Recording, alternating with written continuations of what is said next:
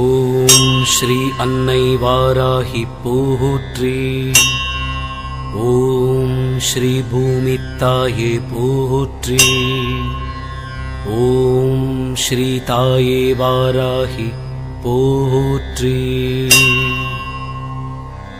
இருகுடை கோமளம் தாழ் புஷ்பராகம் இரண்டு கண்ணும் குருமணி நீலம் கை கோமேதகம் நகம் கூர்வைரம் திருநகை முத்துக்கனிவாய் பவளம் சிறந்தவல்லி மரகத நாமம் திருமேனியும் பச்சை மாணிக்கமே.